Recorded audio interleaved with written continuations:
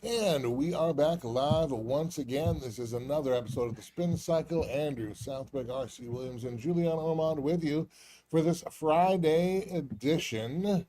And friends, I got to tell you, you look at the direction of our country, the direction of politics. Certainly, one of the canaries in the coal mine, if you will, is the state of Florida, the free state of Mm. Florida, our shared home state of Florida, and the gubernatorial race that is happening now. First of all, I find it odd. It seems to be purely a referendum on the GOP primary and ultimately then the GOP nominee. We're pretty much assuming that David Jolly will be the Democrat nominee for Florida governor, but we're not really hearing anything about David Jolly. Mm. In the race. It's all Byron Donalds. It's all James Fishback.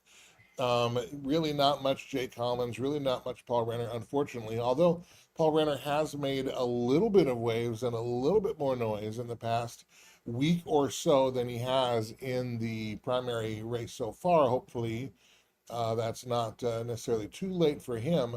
Although, again, I think Byron Donalds is going to be hard to beat because the apparatus, the machine, and certainly the Trump machine is backing and really selecting him. Let's be honest. As it were, there is a story out now. Of course, James Fishback, the young firebrand, this from Florida Politics.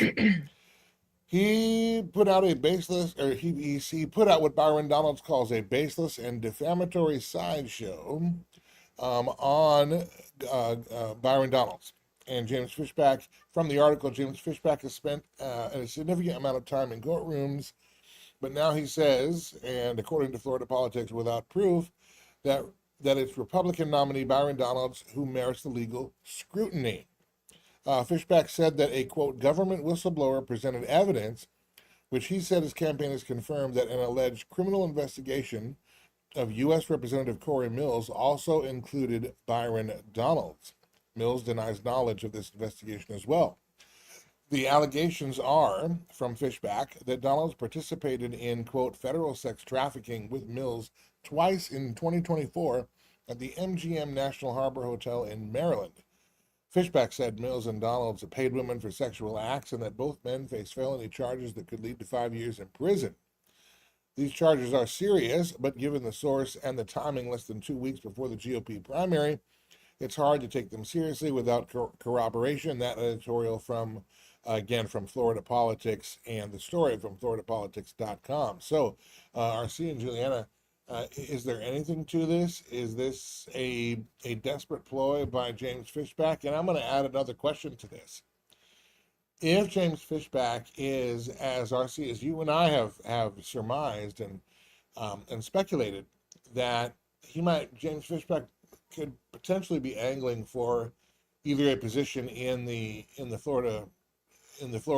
new governor administration, Mhm. and using his attraction and mobilization of particularly the younger vote, and saying, "Hey, here we are," kind of like what RFK did with the Maha Coalition, and Right. said, who wants this coalition? You're going to need them to win.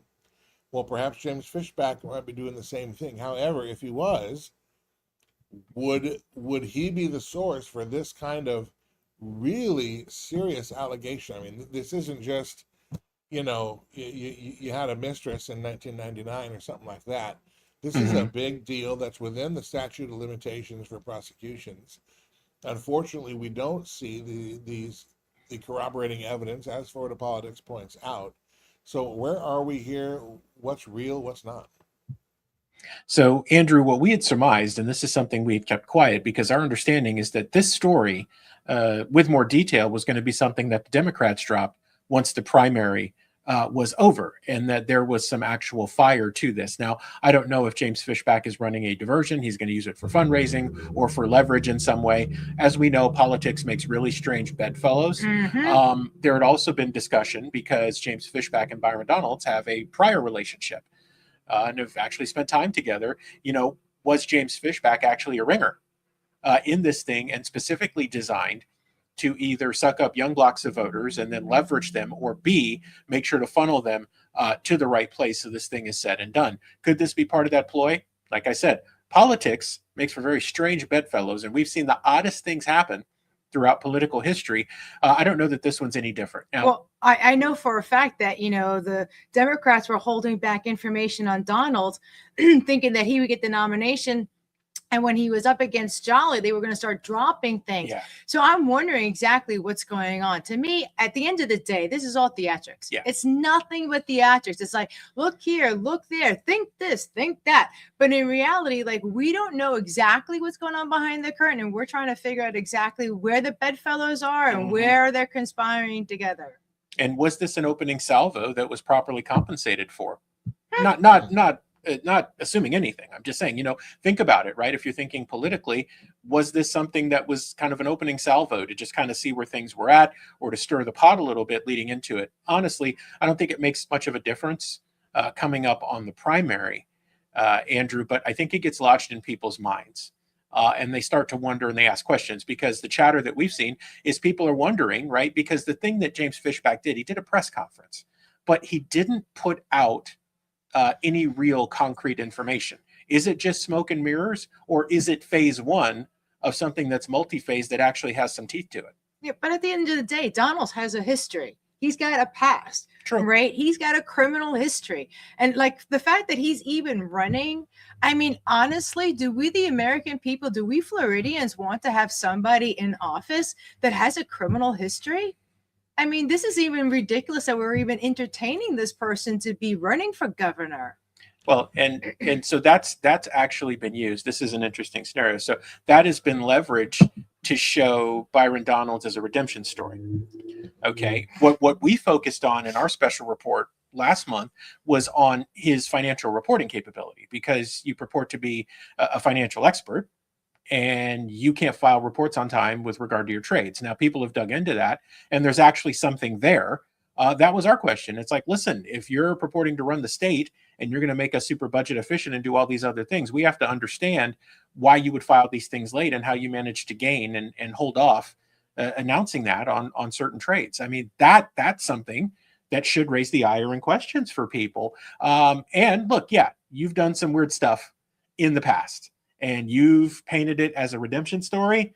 Okay, fine. But it doesn't make it any less there. And the recent behavior and the civil action, I think, that's going on now down in Naples with a lady that had a school, and the behavior from Byron and Larry Wilcoxon, his right-hand man, at the time, show a side that should raise questions. You would think that with the success of Governor Ron DeSantis in Florida, that we would be seeing a DeSantis 2.0 rising up the ranks. I mean, quite literally, we were within a whisker of having Andrew Gillum, who did cocaine off of a gay hooker's behind in a hotel room. I'm not making that up. That's true. No, that's true. Who was just recently in the news again for I think more drug issues. We were so close to having him as the governor of the state of Florida. I mean, within really a few thousand votes. That's how close that was in 2018. And a very purple state, a hard purple state for the state of Florida. Then within 4 years, Ron DeSantis turned it hard red to the point that in the 24 election, the third most populous state in the union was done counting votes by 9:30 Eastern time, well before the counting time would have expired on election day. He had the state running very efficiently, very well. You would think there would be not necessarily a coronated heir apparent, but somebody like him would be who Floridians would want again, since we clearly wanted him in 24, and by an overwhelming margin. And he won counties that Republicans hadn't won before.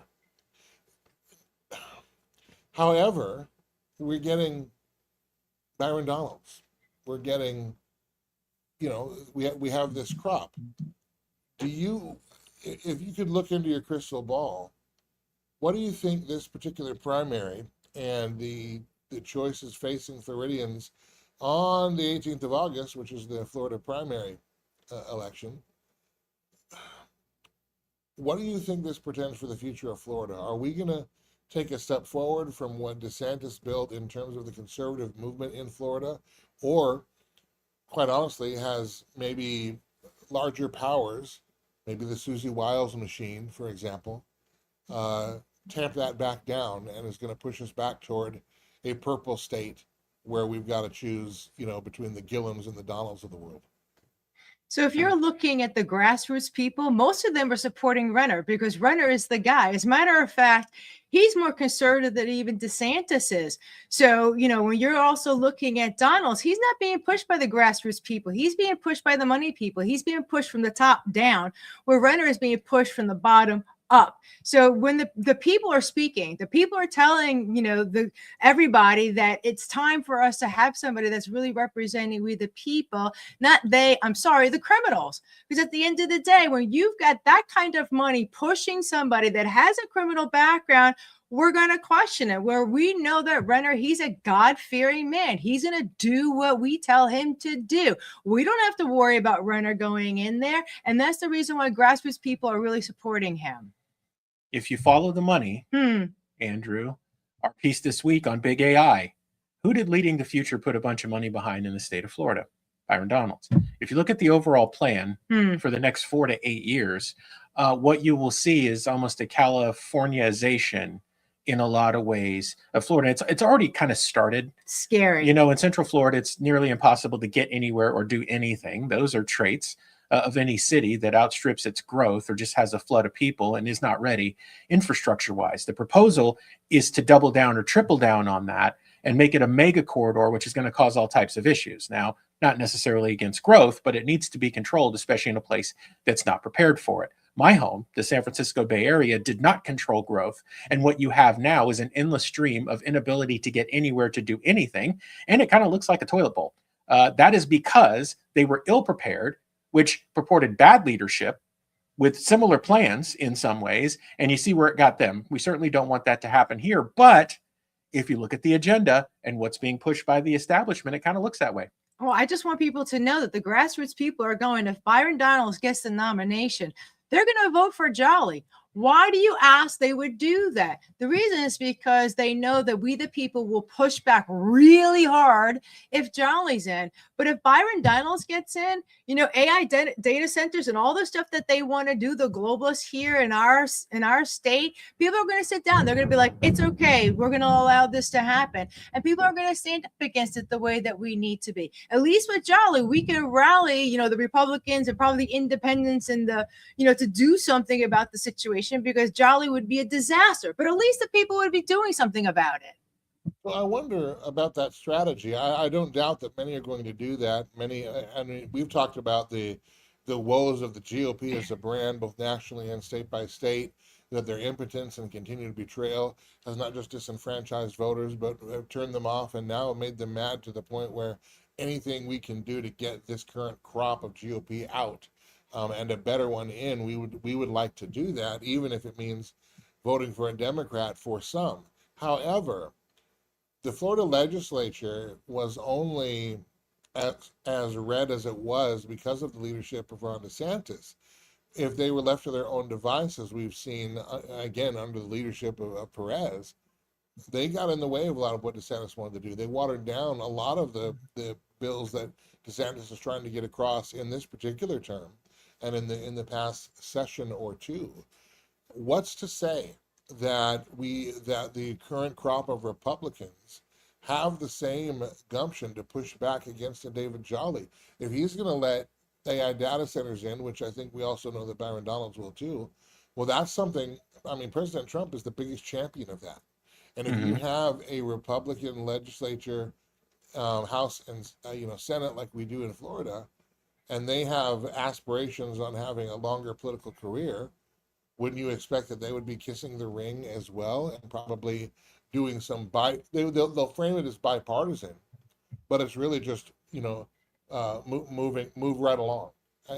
Don't we run the risk of that? Because I'm not sure we have too many. I don't want to overgeneralize, But the GOP as a whole, as a product, as a brand, and the ones who want to play ball with DC, there's no such thing as a principled belief. There's no such thing as a conviction. They go with whatever their leader says and whatever the donor class believes is the next thing to do. Aren't we running the risk of opening that door? We are, Andrew. And what's interesting is we saw a preview of that with Speaker Perez here in Florida, where the White House called him and told him to kill any state AI legislation because it would screw with the moratorium that the White House wanted to push on AI rules so they could get laws written by the oligarchs. So we already got a preview of it, and that's under a conservative Republican governor. Can you imagine any of the choices that we end up with, the way that it looks right now on either the Democrat or Republican side? I don't know how well that ends for us. And I see the moratorium you talk about is just for clarity, Juliana, hold your thought. That is, the Trump administration doesn't want states to regulate AI. They wanted a 10-year moratorium where only the feds can do it. Right. And so that moratorium you're talking about, that's what that's in reference to. The Trump administration is actively working against the states to prevent them from being able to make their own regulations concerning AI because they want this nationalized and they want it from sea to shining sea. Juliana, you were about to say something. No, the only thing I was going to say is if Jolly gets in, we the people will stand up. I'm not even talking about what the politicians aren't going to do. It's making sure that we the people are really doing what we need to do. I think more people will sit down if Donalds gets in versus Jolly because we know, A, it's a better fight. It's a bigger fight. And the Republicans are going to go after the Democrat because they don't want what Jolly's going to do. So if we get Donalds, I'm afraid that we're lost. I mean, the state of Florida is done. And I'm really scared about what's going to happen because we're already living in a 15-minute city. My commissioner's already told us that we're going to only have, driverless cars and that, we're not going to have our own vehicles anymore. Like he said that to my face. So I know that Altamont Springs is already captured. If we've got a Byron Donalds, it's over. It's over. Well, speaking of a captured state, we also need to Oh, that's some really good English. We also need to remember that part of freedom is being able to be employed and gainfully employed at best. I'm not saying not necessarily extravagantly, but enough to pay your bills. We have to talk about that on the Sunday show, that's getting more and more impossible by the day.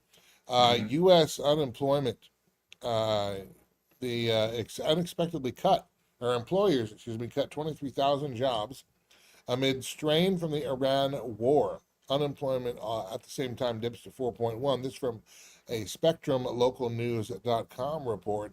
One thing I'm curious about is how were jobs cut? That means we lost jobs. Labor Department revisions shaved off 103,000 jobs. You're looking at about 130,000 total jobs cut last month, yet unemployment rate dips, yet unemployment rate falls. Is that just because people got laid off and then other people have quit looking for work? So they're not counted in the unemployment number? It's a good question, Andrew. And if you go back, I believe that we put mile markers on the last jobs number. What we said is you'll want to check on this in like 30, 60, 90, and 120 days to see, because you're going to see some pretty significant revisions, right? So don't get all excited. And in this instance, don't necessarily get depressed. I'm not saying it's good, but it'll probably get revised again and again and again. More to your question, though, Andrew, here's what happened. When you see an unemployment number dip like that, the thing that does not get counted in these numbers are people who have just dropped out of the workforce altogether and they've just given up. So it's very easy for the number to dip when you don't count those people, right? If we counted the people, we did a report, I think last week, where we had 105 million people in the US that are struggling with unemployment. And so many of them have just dropped off the rolls and have just given up on finding something. They don't get counted in these statistics. So that's how you can see a dip. Wow. Talk about manipulating the numbers. Oh, yeah. That's all they do with this thing. From the article, on the face of it, the U.S. job market has looked pretty stable this year. Hiring has been solid, even if not spectacular, but underneath the headline numbers, the job market is sending mixed and confusing signals. Companies in some industries cannot find enough workers and have to pay premium wages to fill vacancies, while others are making such efficient use of technology they don't need to hire much at all. Normally, the American market looks either good or bad. This is a mixture of both. How is that going to play into? I mean, we really everything now is going to be tied to the midterms. Everything is going to be a referendum Mm-hmm. on the economy in total, whether that's finances, whether that's the job market. That's what we're going to go be voting on the polls. That's what people are going to feel the most. So, does this send any kind of warning signal to anybody in DC, or are the signals so mixed we need to wait till the dust settles and get a clearer picture? I I don't think DC cares all that much, Andrew. They're just trying to stay alive long enough to get through the midterms. And I mean, what I think it does is it gives more meat on the bone for people to chew on who have a bone to pick with either President Trump, the administration, or somebody who's running as a Republican to say, look, you guys can't even keep the job market stable. People are in this lull. And I think what's going to happen for people is headlines like this emotionally put them in a place where when they go into the voting booth, what you just talked about becomes real. It's like, man, I got my hours cut and I've sent out 150 applications, and either A, I've been ghosted, I haven't heard back, or they're all like instant rejections from some AI. Like, things ain't good, right? And that's what they're going to go and remember. And guess what's going to happen then? They're going to say emotionally, listen, I'll just vote for somebody else because I need an alternative to what I'm dealing with, and these people aren't really doing their job.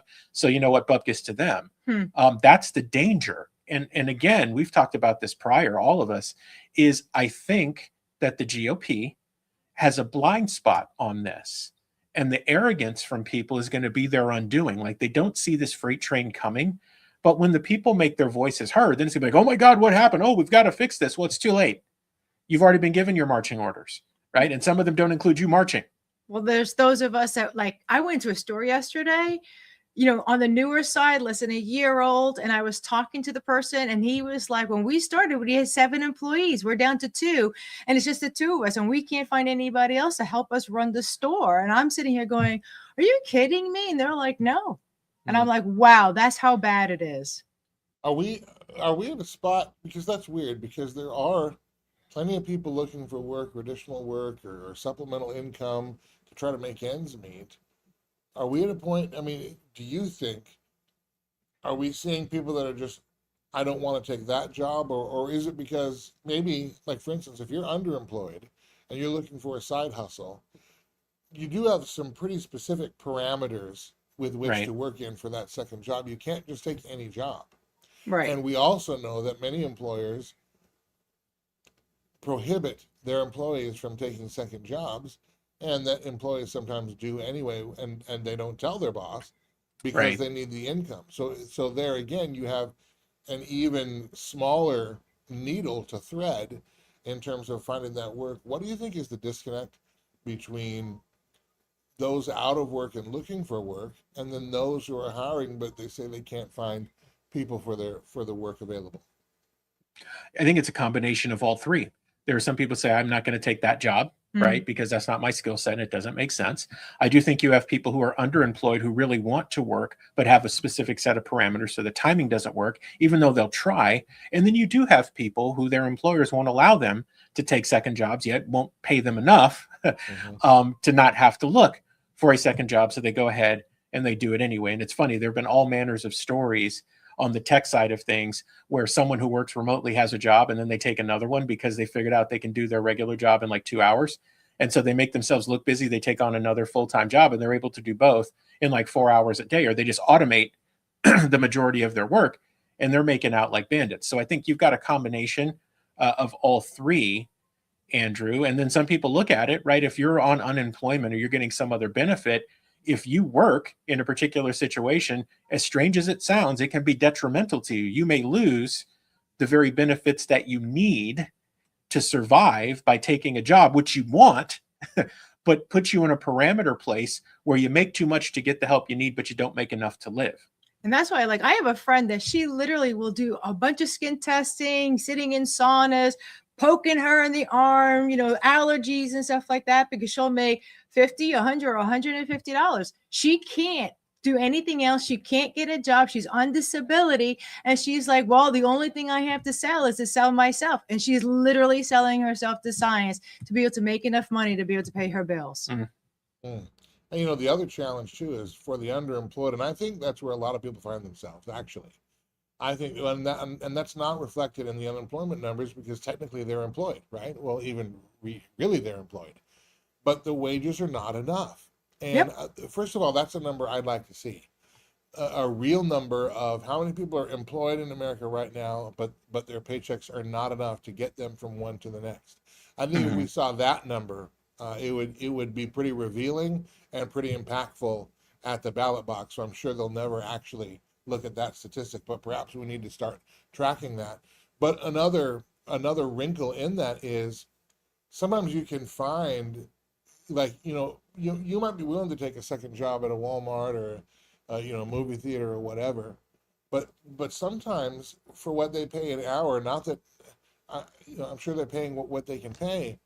I'll give everybody the benefit of the doubt for the sake of this argument. But sometimes it can be prohibitive to you to do that. Sort of like, when you put your kid in daycare, you end up having to get a job just to pay for the child care, and that's all that job does. Well, if the wage isn't high enough to make it worth it, then you could work 40 hours there and it still wouldn't be enough. And now you're screwed up on your other job too. This is a real sticky spot for the American job market and the job economy right now, and what we're doing with our fiscal policy. It is putting many of us in a bind. And again, I think that's why we need some of those real numbers. We'll never get them because it would reflect poorly on people who want their legacy to be the greatest ever, who shall remain nameless, as it were. All right, moving along. Last story here today. Oil cushion has thinned as U.S. crude supply falls to 45-year low. This from Seeking Alpha and seekingalpha.com/news. The U.S. crude oil supply fell to its lowest level in 45 years relative to demand, highlighting a thinner cushion against potential supply disruptions as the Middle East conflict/war that's not a war continues to escalate. In a post on X, a bar chart shared a Bank of America global research chart showing the U.S. had about 43 days of crude oil supply, including the Strategic Petroleum Reserve, compared with a long-term average of around 65 days. And based on Bloomberg data, the chart showed that the measure falling to its lowest level since the early 1980s. Here is that chart right here. So you can see here right here in the middle between 18 and 2019, we peaked. But then here comes COVID, here comes all the shutdowns and everything, and it has been a sharp drop. And part of this was because, remember, Joe Biden released barrels of oil from the Strategic Petroleum Reserve to bring prices down. Donald Trump just did the same thing about 4 to 6 weeks ago.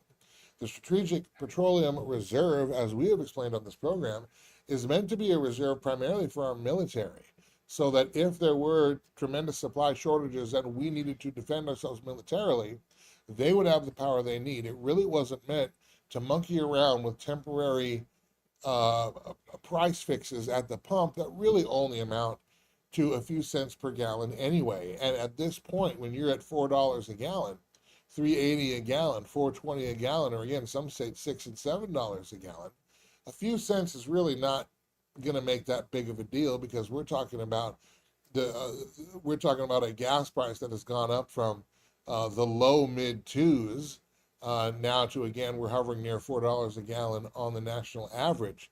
Our petroleum reserve is not meant to soften the blow so that a particular administration can eke by and tiptoe through the raindrops when it comes to midterms or election season. That was strategic. The reason it's strategic is for our defense. We've depleted that down to a low.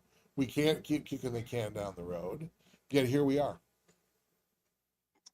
This is like Theatrics. It really is theatrics. The news people all get together and say, this is the news that we're going to be talking about? We have our own reserves. Like, this makes me so angry that this is a topic of conversation that we're having. And instead of protecting the American people and making sure that our reserves are being used for the American people, we're talking about what's going on over there and how over there is impacting us and how we don't have money and how we don't have oil and stuff like that. We have everything that we need. All of this is a lie. What they're doing to us is a lie. None of this needs to be happening. None of it. I just can't believe that this is like fear mongering. Fear mongering is nothing but fear mongering. I'm sorry. Fear Yeah. is a very lucrative business these days. Well, fear is a business, but on the reality of it, though, I mean, Juliana, to your point, I mean, yeah, we have what we need, but we're not allowed to use it because, you know, where's the Keystone Pipeline? What about fracking? What about we have enough actually we have enough oil that we can mine and drill in America to last another 800 years. We have coal on top of that, clean coal energy. We Yep. could also be running nuclear power. Yep. We don't do that, but our own regulations make it impossible to do that. Impossible for business Intentionally. to do that. So all that. Well, yeah. So all that leaves then is our strategic reserve, which is again not meant to be for our consumer use. It has a specific purpose, but because we're off thinking around, and we then shoot ourselves in the foot by not allowing that kind of production to take place in America, we continue to increase our reliance on exporting, or excuse me, on importing that from other countries. And now when supply chains get disrupted, it really hurts us because we're not doing it ourselves. I mean, I would love to say, yeah, that you know, some of it, you know, probably is fear and propaganda, but just like with the tariffs, you can institute tariffs as a policy theory, or obviously we did it in practice too, or Trump did, to say, well, you know, if you don't want to pay those tariffs, produce in America. But then what you have to do is get rid of the regulations and the onerous and burdensome policies and fees and all that kind of stuff that make it, again, financially cost prohibitive for a small business or an entrepreneur to do that in America. You can't just say, well, if you don't want to spend tariffs, build your factory here. When to build the factory here, just like to produce our own oil here, produce our own energy here, we have so regulated ourselves out of that world that any company who might want to is not going to do it here because they'll be bankrupt trying to jump through all those hoops and hurdles. Yeah. What a world we live in, right? It's like six in one hand, half dozen in the other. Either way, it ain't necessarily good for you. And that kind of shows itself, right, as we deplete strategic reserve. And as Juliana mentioned, we've regulated ourselves to the point where all the resources we'd ever need are here, can be produced without doing damage, yet we can't get to them. It's like government level money laundering. I mean, they're just laundering money back and forth to each other. Okay, we're gonna create this story over here so that we can do this thing behind the scenes, and nobody will know what's going on. I mean, like, seriously. Masters of the grifterverse. Oh my God. Well, there are grifters and, you know, transhumanist globalists that we have ceded to in terms of the donor class. I do think that, you know, some of them take these opportunities and say, okay, you know, well, let's box out X, Y, and Z. Mhm. But I also think that, you know, there are different donor classes, there are different groups of donors in different sectors that are all influencing American policy and action right now, and they all have their own kind of agenda. Some of it dovetails, but, like, you know, because I've always said, you know, it's I don't think one or two people are smart enough to manipulate all this all the time, but I think they are duplicitous and evil enough to take an opportunity in an unstable particular time in history to put more pressure via offering money, you know, on legislators to legislate a certain way so that the market thins out and it all bottlenecks at them, which is also why across the nation we're seeing vertical integration. that's happening with our ranching and food supply, and you can see how great that is when Taylor Farms starts spreading porta potty water out on the heads of lettuce. All of a sudden, you've got explosive diarrhea across the country. Well, if you had more suppliers, if you had more local farmers and ranchers, that wouldn't be as widespread. We're seeing vertical integration with medicine and in hospitals, in that industry as well. And again, that makes it hard to get specific care because all you are to them is whatever the insurance company wants you to buy, and so they're going to look and see. They're basically playing battleship with your health. If you line up in J5, oh, this is your prescription. It doesn't matter what your actual, who you are, et cetera, et cetera. It's not medicine practice. It's insurance and pharma grift together. And tech is the same way. Make it so that living without tech is impossible. Banking will be the same way. Make it so that accessing your money is impossible unless.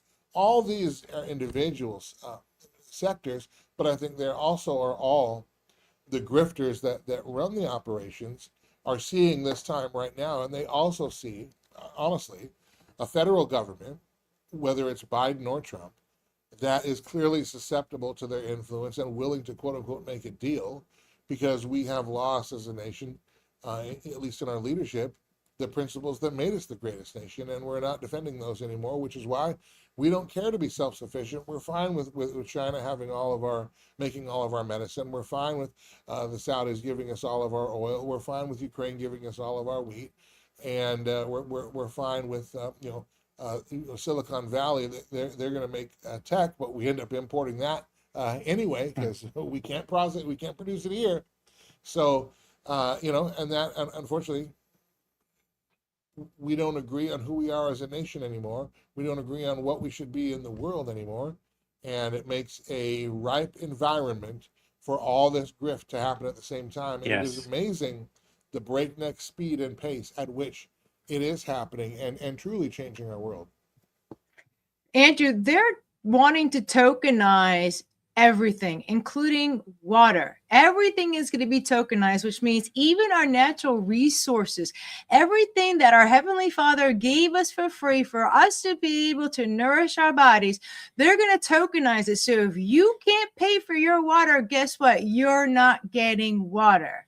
I mean, that's the point that we're at right now, where they've stolen the land from us. Think about what they did to the Indians once upon a time, but they've really stolen our land to the point that they are tokenizing our ability to use the land. Yep. Yeah. Well, that's what they figured out. It's not enough. It's not enough to conquer. You have to then monetize it, and then you can control the people that way. That's right. Same thing. You control the food, you control the people, control the medicine, control the people, control energy, control the people. They're all doing that. And unfortunately, like I said, our government is making deals with these people instead of holding them accountable. And that's where we really need to find leaders, because that is true. That is where our leadership and our elected officials, state, local, federal, where they do matter, is they are the ones who are entrusted with the power to affect things on that level. That's a power that you and I don't have, because our Constitution says that we then entrust that to them. If they're not going to do it, then that's a checkmate. And so that's why we do need to find quality people, and that's got to begin yesterday. All right, we are way over time on this supersized episode, but anyway, RC Juliana, let us know again. Remind everybody where they can find all of our stuff and everywhere. Yeah, you'll see our YouTube scrolling on the screen there. Culture Crossroads is Culture Crossroads 316. For Watchman Action, it's Watchman Action. You'll find everything you need at watchmanaction.org. All of our socials are Watchman Action. And you can watch the Spin Cycle weeknights at 9:30 p.m. Eastern on the Watchman Action Network. Now, on the Bet Cable system, that is Channel 40. Enjoy us there. Or you can enjoy us streaming 24/7 on Rumble and on YouTube. All right. For R.C. Williams and Juliana Ormond, I'm Andrew Southwick. Thank you for checking us out, either for a minute or for the whole time or on demand. And we will see you next time. Have a good weekend.